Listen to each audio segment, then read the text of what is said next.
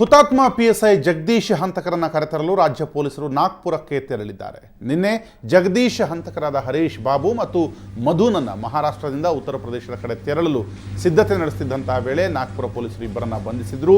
ಮಧ್ಯಾಹ್ನ ಸುಮಾರು 3 ಗಂಟೆ ವೇಳೆಗೆ ಇಬ್ಬರು ಹಂತಕರನ್ನು ವಿಮಾನದ ಮೂಲಕ ಬೆಂಗಳೂರಿಗೆ ಕರೆತರಲಿದ್ದಾರೆ.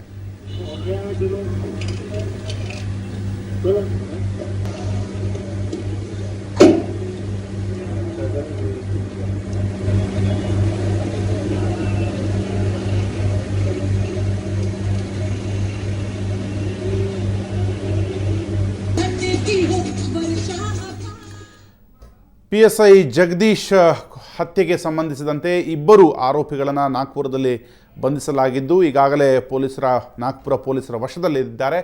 ಹಾಗೆ ಬೆಂಗಳೂರಿನ ಪೊಲೀಸರು ಈ ಇಬ್ಬರನ್ನು ಕರೆತರಲಿಕ್ಕೆ ಮಧು ಮತ್ತು ಹರೀಶ್ ಬಂಧನವೇನಾಗಿದೆ ಅವರಿಬ್ಬರನ್ನು ಕರೆತರಲಿಕ್ಕೆ ನಾಗ್ಪುರಕ್ಕೆ ಹೋಗಿದ್ದಾರೆ. ಮಧ್ಯಾಹ್ನ 3 ಗಂಟೆ ಸರಿಸುಮಾರಿಗೆ ಅವರನ್ನು ವಿಮಾನದ ಮೂಲಕ ವಾಪಸ್ ಕರೆದುಕೊಂಡು ಬರಲಿಕ್ಕೆ ಎಲ್ಲ ರೀತಿಯಾದಂಥ ವ್ಯವಸ್ಥೆಗಳು ಆಗಿದೆ ಎನ್ನುವಂಥದ್ದು.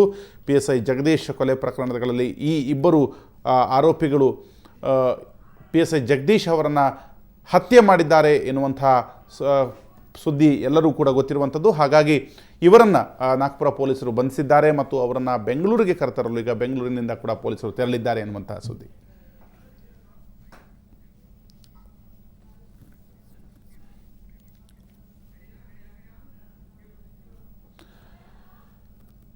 ಇನ್ನು ಪಿಎಸ್ಐ ಜಗದೀಶ್ ಅವರ ತಾಯಿ ಮತ್ತು ಸಹೋದರನೊಂದಿಗೆ ನಮ್ಮ ಪ್ರತಿನಿಧಿ ರಮೇಶ್ ನಡೆಸಿದಂತಹ ಚಿಟ್ಚಾಟ್ ಇಲ್ಲಿದೆ ನೋಡಿ.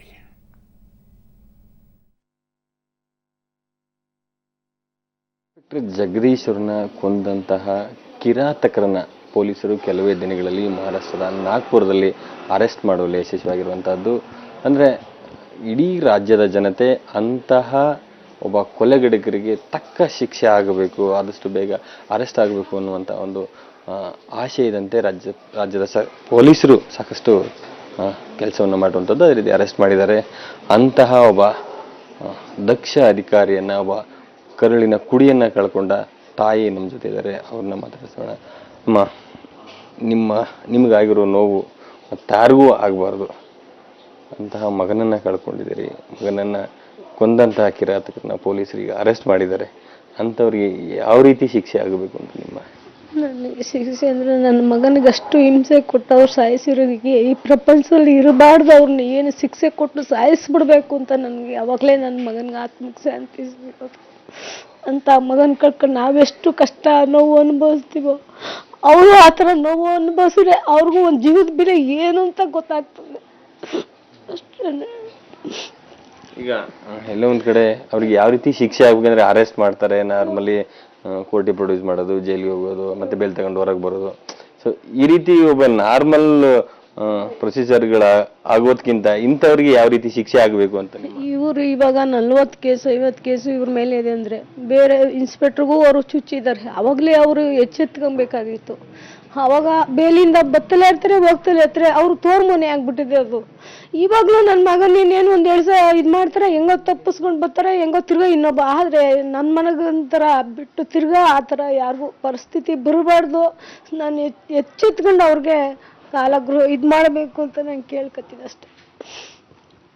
ಅಂದರೆ ಕಳೆದ 33 ವರ್ಷದಿಂದ ಜೊತೆಗಿದ್ದ ಮಗ ಇಲ್ಲ, ಕಳೆದ 2-3 ದಿನಗಳ ಕಳೆದ ಕಾಲ ಅಂದರೆ ಮಗನನ್ನ ಬಿಟ್ಟು ಸೊಸೆ ಜೊತೆ ಮೊಮ್ಮಕ್ಕಳ ಜೊತೆ ಕಾಲ ಕಳ್ತಿರೋದು, ಮನೆ ಎಷ್ಟರ ಮಟ್ಟಿಗೆ ಮಿಸ್ ಮಾಡ್ಕೋತಾ ಇದ್ರಿ?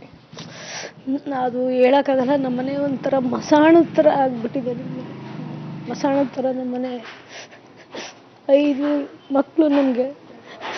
ನಮ್ಮ ಮಕ್ಕಳೆಲ್ಲ ಒಬ್ಬ ನಮಗೆ ಬೆಂಬಲವಾಗಿ ನಮಗೆ ಇದ್ದೋನು ಅಂದರೆ ನನಗೆ ಆ ಮಗನ ಕಳ್ಕೊಂಡು ನಾವು ಹೆಂಗಿದೆಯೋ ಪರಿಸ್ಥಿತಿ ನಮಗೆ ಗೊತ್ತು. ಇದು ಯಾರಿಗೂ ಹೇಳಕ್ಕೆ ಸಾಧ್ಯ ಆಗಲ್ಲ. ಇಷ್ಟು ತಾಯಿ ಕಮಲಮ್ಮ ಅವರ ಮಾತು. ಅಂದರೆ ತನ್ನ ಮಗನನ್ನ ಕೊಂದಂತಹ ಕಿರಾತಕರಿಗೆ ತಕ್ಕ ಶಿಕ್ಷೆ ಆಗಬೇಕು, ಅವ್ರಿಗೆ ಬೇಲ್ ಸಿಗುವಂತಹದ್ದು, ಬೇಗ ಹೊರಗೆ ಬರುವಂತಹದ್ದು ಆಗಬಾರದು, ಇವರಿಗೆ ವಿಶೇಷ ಪ್ರಕರಣ ಅಂತ ಪರಿಗಣಿಸಿ ಇವರಿಗೆ ಒಂದು ಕಠಿಣವಾದ ಶಿಕ್ಷೆ ಆಗಬೇಕು ಅಂತ. ಇನ್ನು ಅವರ ಸಹೋದರ ಜಗದೀಶ್ ಅವರ ಸಹೋದರ ಮೋಹನ್ ಇದ್ದಾರೆ. ಸರ್, ಇನ್ನು ಜಗದೀಶ್ ಅವರ ಕೊಂದಂತಹ ಕಿರಾತಕರನ್ನ 2-3 ದಿನಗಳಲ್ಲಿ ಪೊಲೀಸರು ಅರೆಸ್ಟ್ ಮಾಡಿದ್ದಾರೆ. ಒಳ್ಳೆ ಕೆಲಸವನ್ನು ಮಾಡಿದ್ದಾರೆ. ಸೊ ಅಂತಹವರಿಗೆ ಯಾವ ರೀತಿ ಶಿಕ್ಷೆ ಆಗಬೇಕು ಅಂತ ನಿಮ್ಮ ಒತ್ತಾಯ ಸರ್? ಇಲ್ಲ ಆ್ಯಕ್ಚುಲಿ ಇವಾಗ ಜನ ಮಾತಾಡ್ತಾ ಇದ್ದಾರೆ ಪಬ್ಲಿಕ್ಕಲ್ಲಿ, ಇದನ್ನ ನೋಡಿದ್ರೆ ಐ ಥಿಂಕ್ ಅವ್ರನ್ನ ಪಬ್ಲಿಕ್ ಅದಾಲತಿಗೆ ಕೊಟ್ಬಿಡ್ಬೇಕು ಸರ್. ಪಬ್ಲಿಕ್ಗೆ ಶಿಕ್ಷೆ ಕೊಡಲಿ, ಯಾಕಂದರೆ ಪಬ್ಲಿಕ್ಕಲ್ಲಿ ಅವ್ರು ಮಾಡಿದ್ದಾರೆ.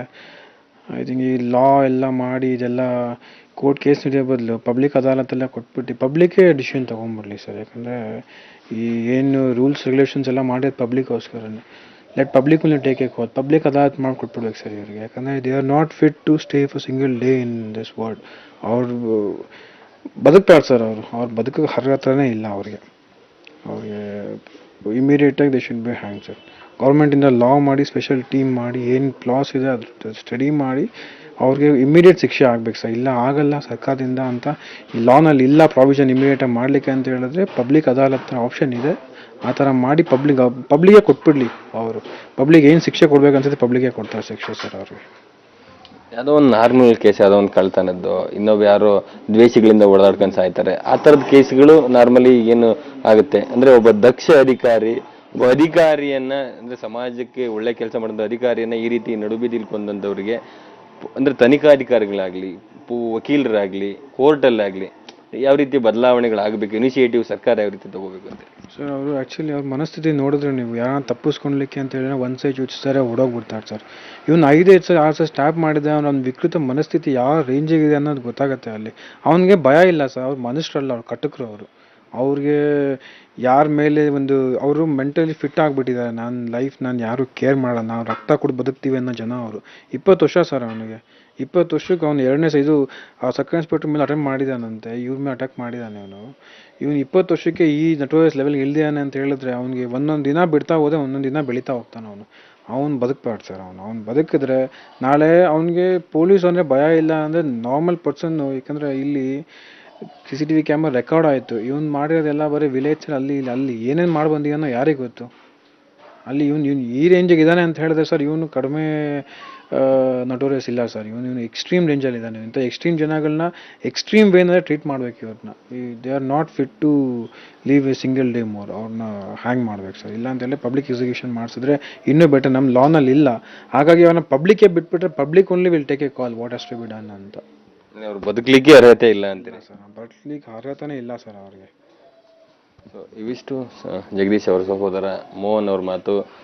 ಅವರಿಗೆ ತಕ್ಕ ಶಿಕ್ಷೆ ಆಗಬೇಕು. ಸರ್ಕಾರ ವಿಶೇಷವಾದಂಥ ಪ್ರಕರಣ ಅಂತ ಗಮನಿಸಿ ಅವರಿಗೆ ಬೇಲ್ ಸಿಗದಂತೆ ಅವರಿಗೆ ಒಂದು ಕಠಿಣ ಶಿಕ್ಷೆ ಆಗೋ ರೀತಿ ಮಾಡಬೇಕು. ಆ ರೀತಿ ಮಾಡಲಿಕ್ಕೆ ಆಗಲ್ಲ ಅಂದರೆ ಸಾರ್ವಜನಿಕರಿಗೆ ಬಿಟ್ಟು ಬಿಡಲಿ, ಸಾರ್ವಜನಿಕರು ಅವ್ರಿಗೆ ತಕ್ಕ ಶಿಕ್ಷೆಯನ್ನು ಕೊಡ್ತಾರೆ. ಆ ರೀತಿ ಇಂತಹ ಒಂದು ನೋವು ಅವರ ಮನದಾಳದಲ್ಲಿರುವಂತಹದ್ದು. ಇಡೀ ಕುಟುಂಬ ಜಗದೀಶ್ ಅವರು ಕಳ್ಕೊಂಡಿದ್ದಾರೆ. ಅವರ ನೋವಿಂದ ಆದಷ್ಟು ಬೇಗ ಹೊರಗೆ ಬರಲಿ, ಆ ಕಿರಾತಕರಿಗೆ ತಕ್ಕ ಶಿಕ್ಷೆ ಆಗಲಿ ಅನ್ನುವಂಥದ್ದು ಎಲ್ಲರ ಆಶಯ. ಕ್ಯಾಮರಾಮನ್ ರೇಣುಕಾ ಪ್ರಸಾದ್ ಜೊತೆ ರಮೇಶ್, ಸುವರ್ಣ ನ್ಯೂಸ್, ಬೆಂಗಳೂರು.